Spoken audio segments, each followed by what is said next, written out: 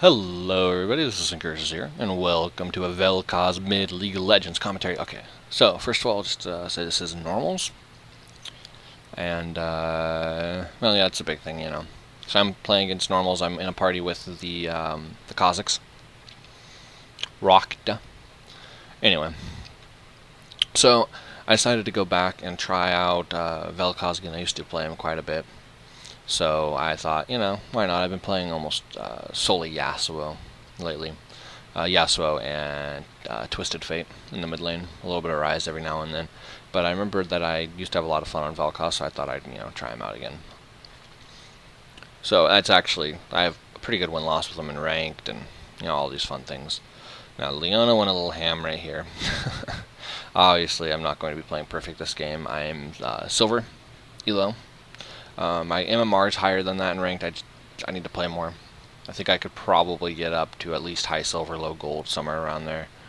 But I need to play it a bit more. So a couple things about Vel'Koz. I personally don't like the Leandries build. A lot of people like to build Leandries on him. It's alright, I guess. But the thing about Vel'Koz is a couple things. One, cooldown reduction is really useful on him, because his passive skills only with cooldown reduction, because his passive does true damage, right? And it only really does any more damage if you're proccing it more often. And he also benefits from a little bit of mana regeneration. It's not a big deal, but it is something. So I'm against a Lulu. One thing about a Lulu is she has to get up to me to engage. She can poke me from a distance if she throws her pixie on me and glitter lances, but she doesn't seem to do that. So the only way she can really do sustained damage onto me is to come right up into my face, and that makes me do a lot of damage to her as well. It's a similar idea to like a Rise versus Cassiopeia type matchup, where Rise has to be facing you and has to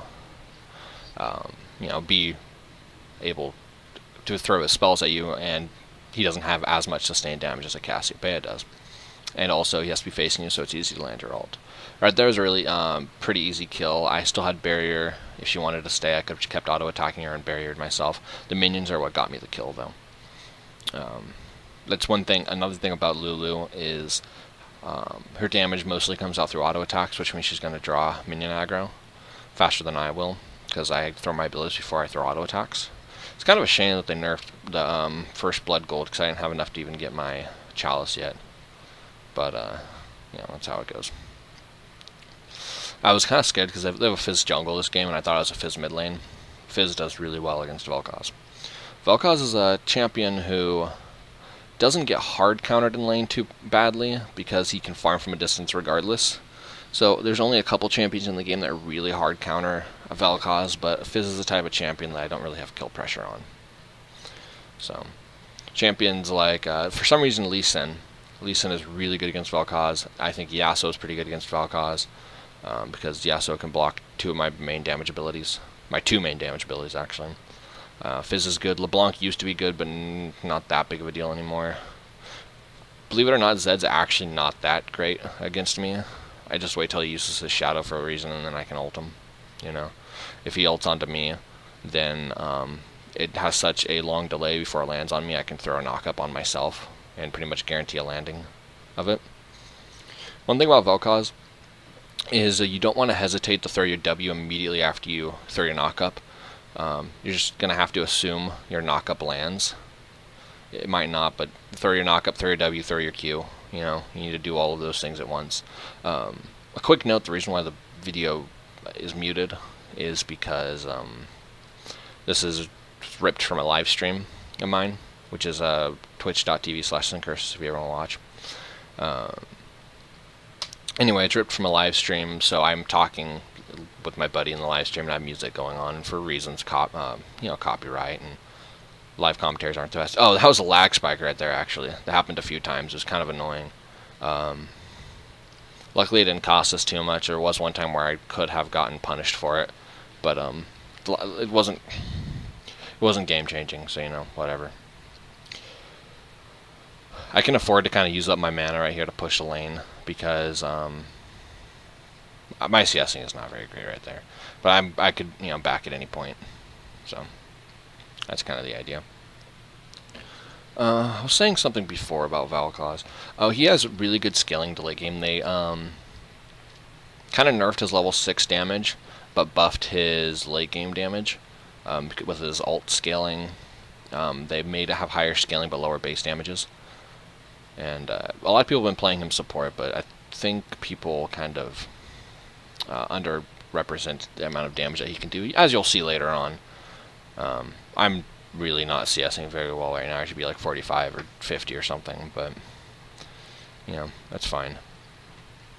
Vel'Koz is the type of champion that you never want to chase if you can help it, because if someone's chasing me and I can allow my cooldowns to come back up, I'm going to get a lot of damage. If I had ulted her right there, I probably would have killed her, but I didn't think I was going to do that much damage to her. So I should have ulted, I would have killed her. So that's kind of a shame. But I was looking at my mana costs, seeing exactly what it is. I needed 210 mana, and I missed a CS anyway. It's kind of funny, actually. There, Fizz. The thing about Fizz jungle is he just doesn't really have all that much pressure early on. So yeah, I would have gotten the kill, but I didn't get it that time because I waited too long, and she was able to just flash out of it. I did have to force her back, and I got to do a lot of damage to tower, so I'll take that. I don't remember if I killed tower here or not, but the thing about Vel'Koz is getting kills in lane is good and all, but you don't have to rely on that because you do enough damage otherwise with just getting farm. So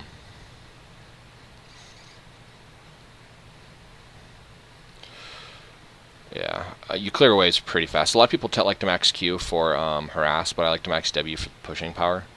The only time I max Q is if I'm under an incredibly difficult lane and I need to farm from a distance.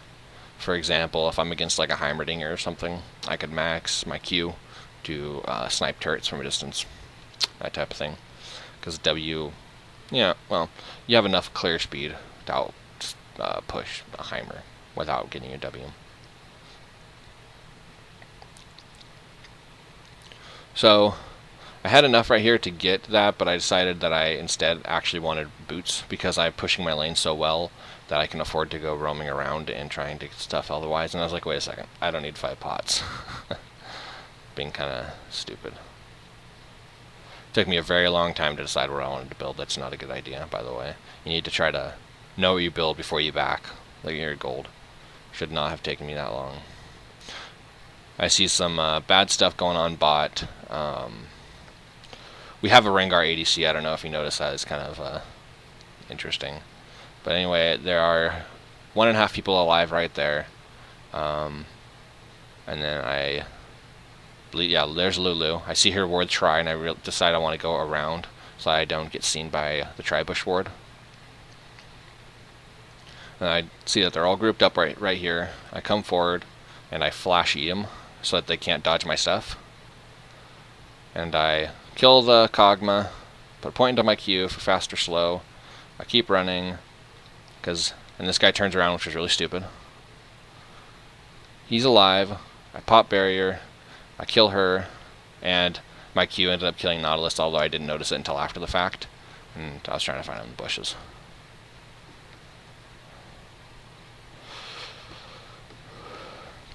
Anyway, that was a pretty well executed gank. Nautilus could have gotten out if he hadn't tried to turn and stun me.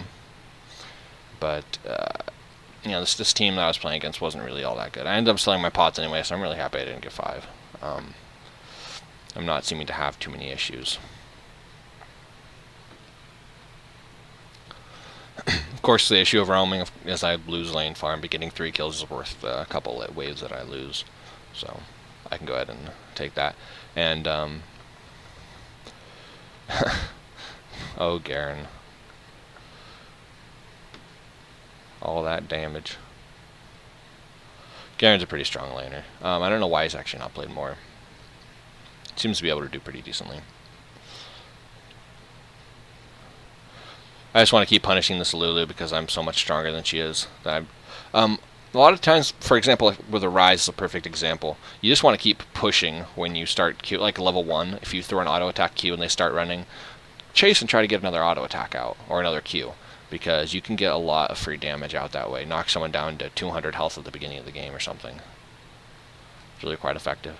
I pushed a tower. I don't care about taking second tier turret, so I start roaming bot again, because I can burst these guys under tower without too much issue.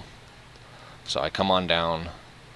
The job's made really easy for me though, because this Rengar does lots of damage, jumps on him, and he jumps away. Now I'm honest, I don't know why Rengar didn't like continue, but I was just kind of sitting here. It's like, you know what? Screw this. I'm just gonna freaking dive. There you go. Not really even dive, because I need to take tower damage. And now I'm gonna go roam. I probably could have pushed tower, but it's not a priority for me right now. I kind of want to just roam and kind of hurt all the lanes at the same time. I got to go back mid to keep this Fizz from getting free farm. So, and Leona's amazed at my presence. Mostly, that's what you do when you win lane, man. You want to try to roam and assert your pressure onto other lanes, even if you're not winning. If you're on an assassin, it's really good to try to rush Sork boots. And I have some seriously strong chase potential on champions, so there it goes. Sion, I'm not going to be able to chase this Fizz down. You know, I don't have ult for this engagement, so I just kind of got to see what happens.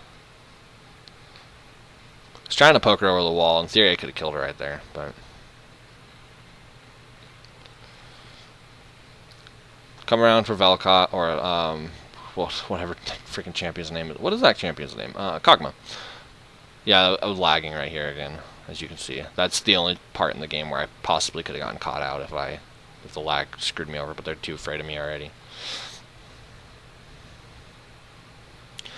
Wanted to give my allies a bit of warning, because these guys are like teleporting around, and not that great situation right now. I have kill potential on multiple people right now, so I decided to take the tower shots to get a kill onto Lulu, and let this Rengar jump in and also kill at Kog'Maw, although he didn't, so that's a shame. This Rengar keeps like going out just too soon. I didn't realize we have Rengar and Kha'Zix on the same team. It's kind of funny. Right here we're debating whether or not we should Dragon, but we decided that we probably wouldn't really be able to do it. We could if we properly traded aggro, but we're not, you know, not good enough for that, man. So I was like, okay, I'm just going to back and get my Athenes. Now that Leona's here, we probably could have done it, but it was kind of getting late and the guys are starting to respawn and all that fun stuff. It's also viable to rush Rod, needlessly large Rod, not Age of Rod of Ages. Needlessly large Rod on Vel'Koz because my mana isn't super dependent. But, you know how it goes. Because the thing with needlessly large Rod is I get so much AP scaling that my ult has an extra, it's quite a bit of damage anyway. And push these waves, take them in one shot now that I have Athene's done. And so I can just push them out real fast, kind of like a Twisted Fate or something, and then go roam something else. This Kog'Maw's caught, possibly, if Leona can land a stun or something on him. Fizz still causes problems for me even though I'm fed, just because he's Fizz. So, there are these issues. Kind of just roaming around, seeing if I can find anyone caught out. But I decided against it. This is a situation right here where it looks really bad, but it's the result of having people chasing a Kog'Maw. And it doesn't work out for them because you can't chase Kog'Maw, or not Kog'Maw, Vel'Koz, because they're all in a narrow passageway and they all get knocked up and hit by my CC. If I had had my ult right there, I probably would have killed all three of them if I hadn't burned it a little earlier to try to get away. Go ahead and go back to mid lane, grab the farm, because I don't really know what else to do at this point. Most of the people are dead, could push bot, but I decided to just grab mid because it's closer. And I want to try to get my needlessly large Rod as soon as possible. Try to push this tower. We got a Rengar who takes towers quickly.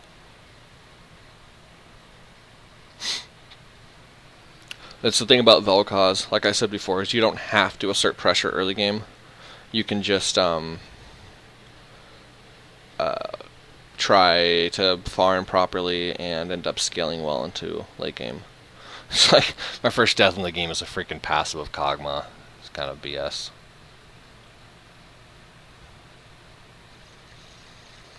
Anyway, I got my rod now. I decided to get a ward. Try to keep from getting picked out. I die a couple stupid ways in this game. Mostly me thinking I can fight Fizz when I can't, because it's Fizz. And Vel'Koz can't really 1v1 Fizz very well. So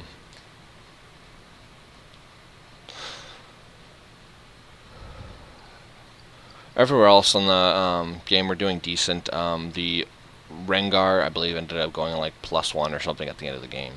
So he didn't do amazingly. Garen, I don't think, did amazing. He probably did decent. I don't really know, actually. But that's the thing about Vel'Koz. I could carry this game if no one else on my team was even doing well. All I need is people to provide a wall.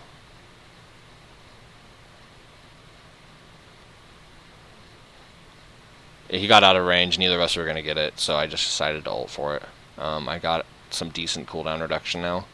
I have 30%, 10% from Runes and Masteries, and 20% from Chalice. I'm running Magic Pin, Reds, and Health Shields, and CDR, 6 CDR Blues, and 3 Scaling Magic Resist Blues, along with AP Quints.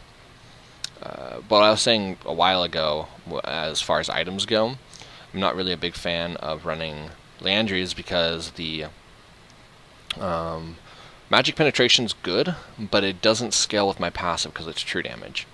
So, I mean, yeah, it's nice. I get a Void Staff, but I don't think Liandry's Rush is that great. It's obviously not a bad item because you do have slows and all that fun stuff, but I wouldn't say it's a top tier item on him. I think going the standard caster build is probably best just because it gives you so much damage, and you really need to be able to blow people up.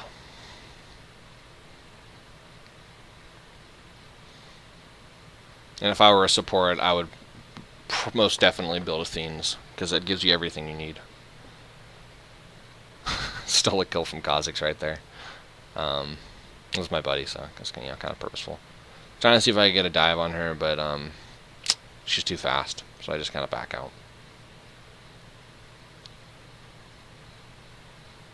I saw Fizz in the jungle. I decided I was going to come over here and see what I could pull off. I have barrier, so I decided it was a pretty good idea. He jumps onto me, trying to kill me. I didn't even need the barrier right there, but I did because I didn't know if he was going to. I didn't know if he had. No. I thought he had more damage. He's doing really poorly right now, though. Got my Rabadons and got another blasting one for my Void Staff.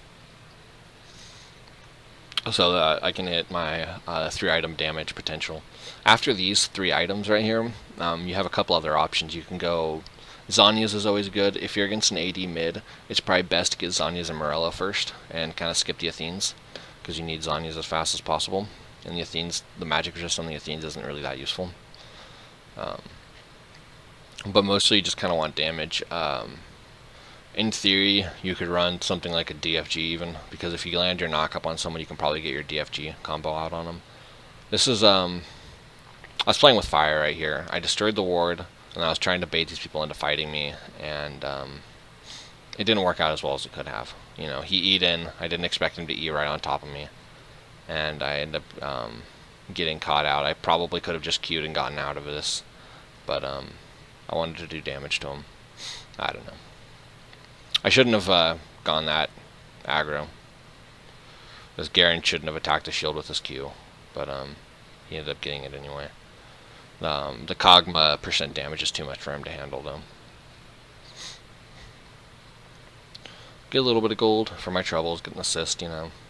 So, actually I think I got 2 assists right there. But I'm 11-2. I don't really care. This game's pretty much won at this point. It's more or less just trying to act to close it out. It's one issue you get with low MMR, is not knowing how to finish out games. We need to be pushing up objectives very well. That Rengar is doing a pretty good job of taking that. That Nautilus really wants that tower, but he's a support Nautilus with no AD, and he takes forever to take those towers, so it's not really something that heavily concerns me. So, we'll see about that. See how that goes.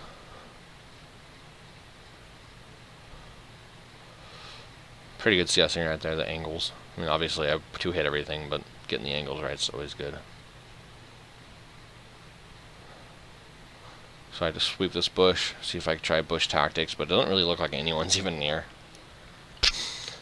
A quick trick, I don't actually do it in this game, but it works out really well.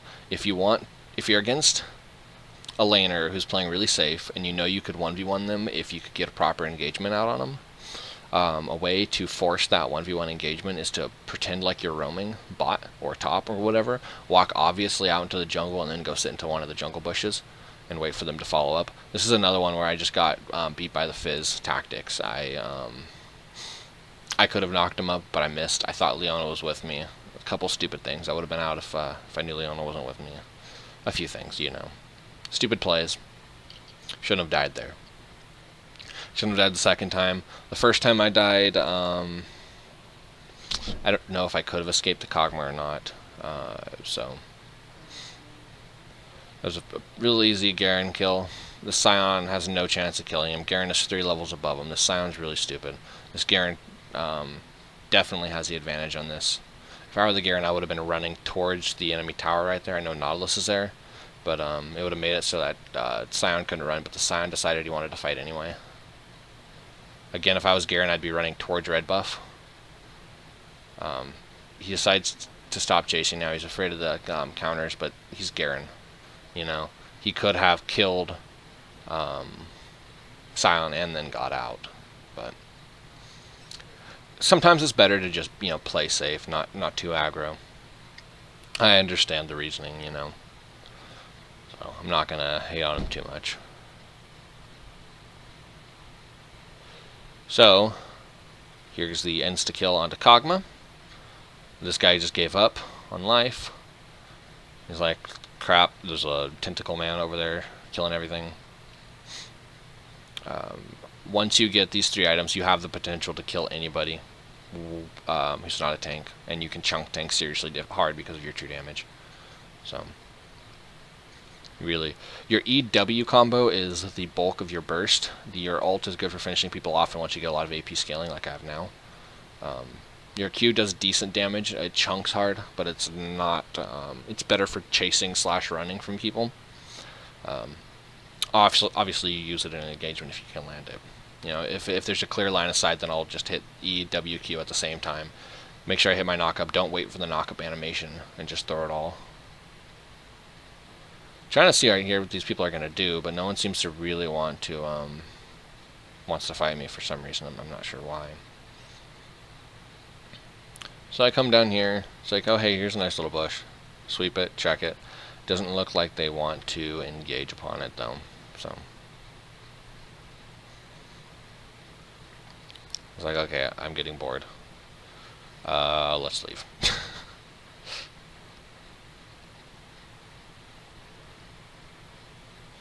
So I was like, oh hey, here's a Kog'Maw. I missed him with my my knock-up, so I decided to ult him. Again, I stole a kill from Kha'Zix. Mostly just because we're going to win this anyway. If I was actually trying hard, I would have given Kha'Zix that kill, because I don't need the gold right now. I already have a Void Staff in my pocket. I magically hit that guy. I was just checking the bush. That was just luck. Dumb luck. He decides to turn on me. Not exactly wise. I flash the wall so I can get a better angle. And then I end up dying right there because of the Glitter Lance. So if I had had my ult, if I hadn't popped it earlier, I would have probably been able to kill. I would have assuredly been able to kill both of them.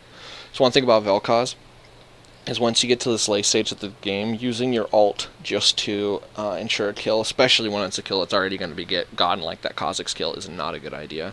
Because when you get into an actual fight, having your ult is such a large tool that it's game-changing if you don't have it. And even more game-changing if you do. There's an unnecessary flash by Garen. The Leona's already dead. But, whatever. It is what it is. I decided to go ahead and get blue because I'm at 30% CDR. I don't need the mana regen, but the 40 CDR is really nice. As a quick note, every point of CDR gets more and more effective up until 40%. A reasoning being, say I have a 100-second cooldown. I have 30% CDR. That means that my cooldown is now 70 seconds, right? Well, getting another 10% cooldown reduction puts me from 70 seconds to 60 seconds. That 70 seconds to 60 seconds is a reduction in 14% actual cooldown. So that 10% reduces my cooldowns as they are 14% more. If that makes any sense, because it's a cooldown not based on your current cooldown reduction, but on your total cooldown. So the more cooldown reduction you have, the more effective your cooldown reduction is. So I don't know if you followed that, but the point being is if you're at 30%, getting to 40% is more efficient than getting from 0 to 10. Even though it takes off the same amount of time, proportion-wise, it takes off more. And a lot of times that's really what matters, because that's how many times you get it off. I mean, if you can get it off, 1/3 more often, then you're going to get 4 out when you normally would have been able to only get 3 out. So. But having a cooldown that's 2 seconds shorter, that doesn't mean anything because you don't know what the base cooldown is. So here we are pushing up. We don't have an ADC, but we're so oppressive in this late game that we have easy dive threat. So normally the issue with running a bruiser in the bot lane or an AP in the bot lane or whatever is not having good tower siege. But that's not an issue in this game because we're just so strong that this Garen can just go dive towers and I can kill everything, and this Rengar can clean up or whatever he wants to do. Here we're just going to end the game because that's how it goes. A decently fast game, less than 30 minutes. That's a bit faster than par, It's what happens when you get a 17-4 Vel'Koz on your team. My farm wasn't great, but I was roaming lanes constantly. I would have liked to have 200 farm as well as 17 kills, things to work on. Getting that farm is important. Anyway, thank you for watching, and my Twitch live stream, if you want to follow to see if I'm ever live on Twitch, is Sincursus, just like my